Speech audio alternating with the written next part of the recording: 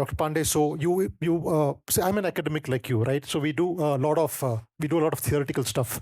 We like taxonomy, we like categories. So whether Nilgiris and the biosphere have biodiversity or not, we have zoning diversity, right? So we have agriculture zones, we have the master plan zones, then we have the panel, Dr. Sukumar, now a part of the Gargle panel. We have the ecologically sensitive area zones, right? And now more recently, under some central scheme, they had tourism related zones, right? And then you were given the contract for the regional plan, and you've come with zones and sub zones. I just want to talk about the practicality of it, right? Because so when you started working, you must have seen what didn't work till now. So you need to do something what will work. So how did you negotiate that challenge, right? So did you think the solution is kind of introducing new zoning, or how did you go about it? It's not, in the case of Nilgiri, it's not about new zoning. Whatever projects were in pipeline, whatever people were thinking, we have taken all those into consideration. And whatever good things were there, we picked it up. Whatever we feel that will not work for Nilgiris, we didn't touch into that. And we incorporated all those things, and then we came up with our zoning. Like no development zone was very easy to declare, to delineate on map. And but then we have to very minutely work out at this scale the buffer for each and every water body, river alignment, and everything that we did. Even the mining areas we mapped, and we did the buffering for the mining areas also, and the solid waste dumping site, 500-meter buffer from there. We shouldn't have any residential areas. So what challenge was how to revive the economy for Nilgiri. Because for any development, you need some livelihood. People are migrating from Nilgiri. The population trend is coming down. So we want to retain the population, at least the natural growth should be there. So revival of tribal livelihood was very important because they also were moving out from when we had spoken to them. They said that there is nothing left over here. We want to go out. So how to retain those population? Tikender sir also talked about that. So we need to retain the traditional knowledge, what is there in the Nilgiris. That is what we thought of for the tribal upliftment in the eco-sensitive areas. And then agriculture. What we found out that the agriculture was not has reduced over the time. And people are shifting to the chemical fertilizer and the pesticides, those kind of thing, monoculture, more carrots, more cabbage, those kind of things are happening. Whereas the Nilgiris was known earlier for the horticulture, fruits, those kind of thing were not currently happening. So how to revive all those things that we thought of, which can give the livelihood? For that, we need to have some cold storage. So where to have those facilities? So identifying land for that was a bit challenging. And then how to connect that with the road. So we use the existing roads only. We didn't suggest in our master plan any new roads. Only thing the bypass, what they have suggested for the Udaga Mandalam over there, because we require that to ease out the traffic pressure. And then we suggested that we have to do for the landsliding what is happening in our this Metropolitan to Coonoor to Ooty and the Kotagiri road. So we have to do for stabilizing the slopes over there. We didn't say that we have to go for some new roads over there. And then some economic activities is happening 3 kilometers from the, I think, Coonoor. Some for ropeway we suggested over there, rather than more and more people were going over there per day. I think it was more than 2,500 people are visiting that place. So we proposed ropeway for that area. We have certain proposals also in the plan to uplift the economy of the region. That is more challenging. Quick follow-up question. So you did use the word buffers, and you spoke about that setback area 250 meters, say 1 kilometer from the forest, right? But if you look at the Biosphere Reserve zoning, so you have core, manipulation 1, 2, which is your buffer, and transition. But the idea is, which is sadly, I think buffer areas have become some kind of a slave or a servant to the core area as a shock absorber, right? But the idea should be to kind of enhance the biodiversity frontier. Otherwise, you have forests, and then 1 kilometer away, 250 meters away, building. So that contrast is too hard. So right, so in your plan or maybe in future iterations, how would you reduce that contrast between a natural area and a built-up area? So we buffer it with the agriculture area, so that after 1 kilometer buffer, we have some agriculture land. So that's how, and in the buffer area also, we have to have the indigenous species of trees and those kind of things we suggested. And in the after that also, the agricultural land, we can have some regulated, we are saying it regulated zone, not that. So in regulated also, we can have some regulations over there. So the horticulture, fruit trees should be planted over there, or this kind of agriculture can happen over there. So all those strategies are there. We have listed out. It's a very thick 5-volume document is there. And more and more plans, everything is there. All that is with that. For I'm saying, no, for each and every village we have plan. So all those, and the urban areas, we said that the urban areas will be urbanized as per, because the DTCP will prepare master plan for the cities, for the urban areas. Thank you, Dr. Pandey. Mr. Panwar, great respect to you as a scholar, right? In your short speech now, when you said extractive capitalism, eyes lit up. But we also can appreciate the good work you try to do as part of when you were a mayor, as an administrator. And we know all the political pressures and compulsions will come with it. But so you have also engaged with, planning and, old plans, new plans, diktats from New Delhi, new spatial activity, right? So how practical were they, especially in a vulnerable but a very green district like Himachal Pradesh state? What were the practical difficulties or challenges when it comes to zoning and planning and rezoning and planning? Thank you. Actually, I wanted to speak on that, but in one flow, I forgot the another one. Let's have a larger picture. What are cities meant for? To me, because I come from a political economy background and I'm a student of political economy, cities are actually centers of capital accumulation. There's nothing wrong in it. We are living in a capitalist system. And also the surplus that the cities generate, just to give you a figure, 90% of the government revenue comes from the cities. 70% of the GDP comes from the cities. And when it comes to devolution, Philippines devolves 3.1% of the intergovernmental transfers to urban bodies. I'm not even talking about China. Forget about China. Brazil is 5.1%. Guess how much are we? 0.5% of the GDP.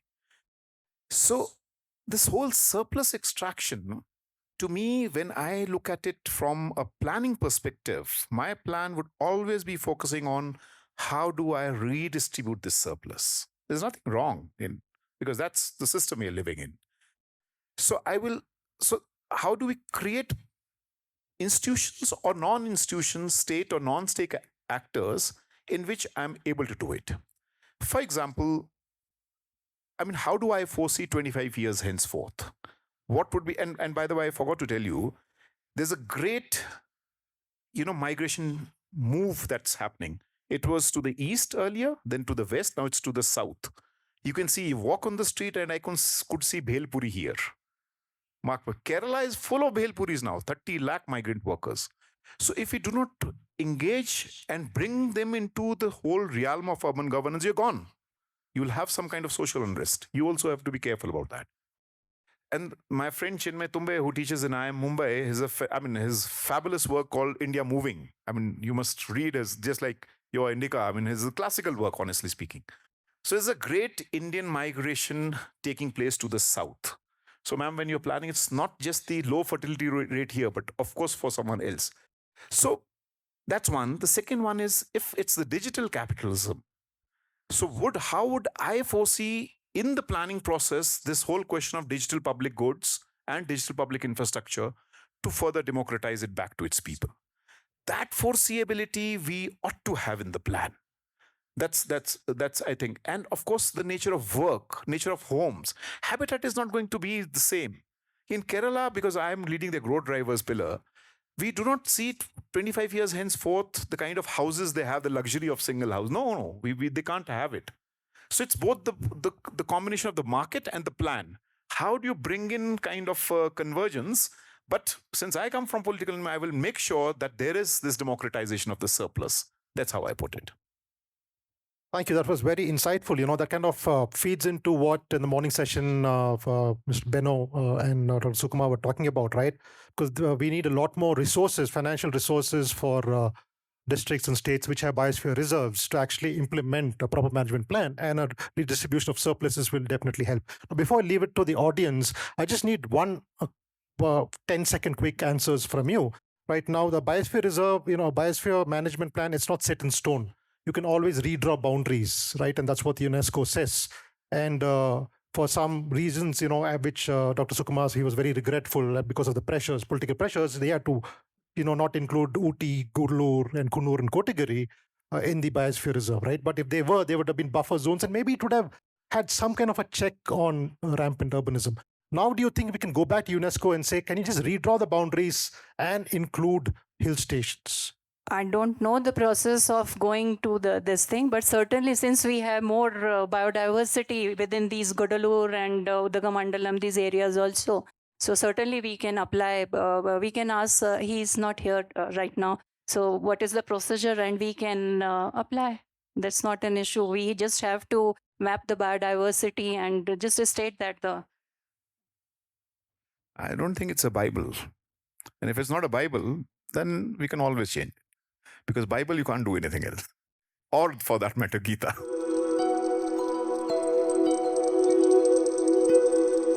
So we have suggested some strategies regarding it. It's a regulated, like if it is closer to the eco-sensitive zone, so some regulations are there for constructing. If this plan gets published, okay, then it will have some statutory backing, like the master plan has.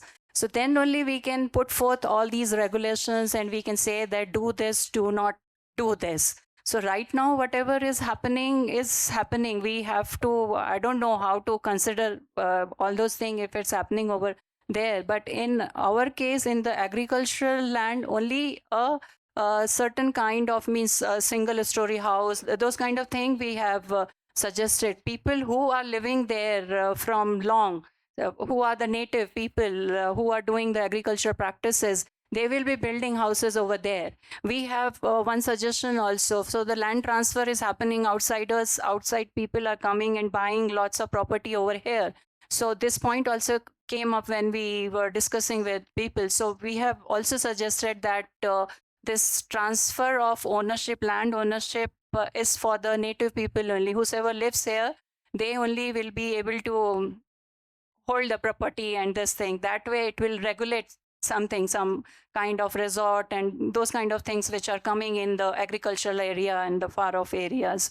So we are discouraging in our this thing such construction.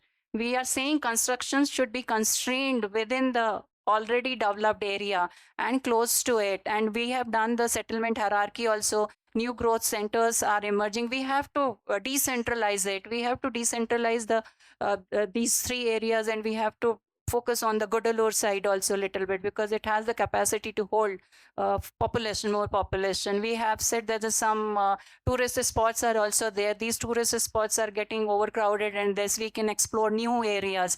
We need money also, so for that we can. And we have said that the public transport, right from the Metropolitan and here shuttle buses, so many things we have suggested. It's the only thing is if it gets approved, then only it will be accepted, and this thing, all these things will be applicable. To me, this process is faulty. And when I say process is faulty, even in a zone, agriculture zone, you ought to have subzones. That's why I'm just trying to, and it has to be created quite bottom. What we heard in the previous session from Dr. Lal. I think without that, it is me. Where are the water contours? If we do not have the water contours, even in agricultural land where construction is going on, it's vulnerable. If there's a water movement underneath. So I think second on top of that, what do we build on top? Is it the market? Steel coming from Rourkela that's going to decide how our houses are. So you ought to have a design policy. What would be the design? Is there a design? Let's have a discussion on that. What should be the design in the Nilgiris? I am sure there won't be one design. Like in Kerala, there's a policy, tourism policy based completely on design. K.T. Ravindran is heading that. I mean, he's also a member of our commission. So you ought to have that part. Lastly, what ma'am, and in him, I think there's something that you can learn from. Even if you're living for 200 years in my state, you cannot buy land. You ought to be in agriculture. So there's a Land Reform and Tenancy Act, something that Uttarakhand couldn't do. Now Uttarakhand is owned, I think, 60% by non-Uttarakhandis because it became a state quite late. It was part of Uttar Pradesh. But Himachal, you have Benami transactions. You have, and of course, you have, where you can buy land, I mean, as a flat, but you cannot buy agricultural land. So, and there's a strong movement. The moment some government tries to play in the guise of economic growth drivers that look, because that's how our prices are going to jack up and we're going to earn money, there's a strong resistance to that. And I, being a Himachali, an agriculturist, cannot buy land in my tribal regions because those regions are protected under Schedule 5 and Schedule 6 of the Constitution. So I think you ought to think for the mountains a little differently.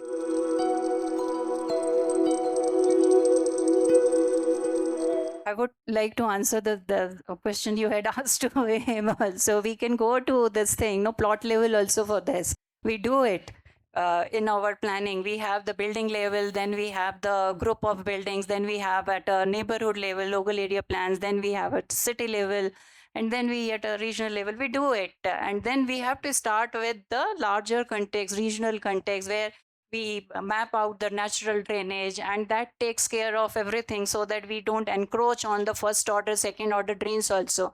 Most of the encroachment has happened in all the urban areas here also on the first order and second order drains. That's why overall areas are getting flooded. We don't have enough sponges in the cities everywhere. So that kind of detailing is the scale changes. So here it's a bigger scale. So we have done the zoning, within the zoning, subzoning, and then we have to detail out each and everything. There we have to look into all these aspects, everything. There, without that, one cannot do with the construction. And with the, I think I have answered the zoning. Sir, regarding the granularity, I'm not an expert. I mean, it's better that I'm so happy that ma'am has responded to. But I just share some of the. I'm not a colonial, fan. I'm really quite against the British colonial, and they actually are the ones who taught us how to live on mountain tops and ridges. My native communities never lived there. But despite that, I think some credit has to be given to the British design policy, that the way they create the drains, the way they build their houses, they were very clear what to build and where to build. And they were quite granular. So there's a very interesting manual called the British Manual of Civil Engineering, how they do it in Simla, I'm sure. So, and they follow the same pattern, what you're saying.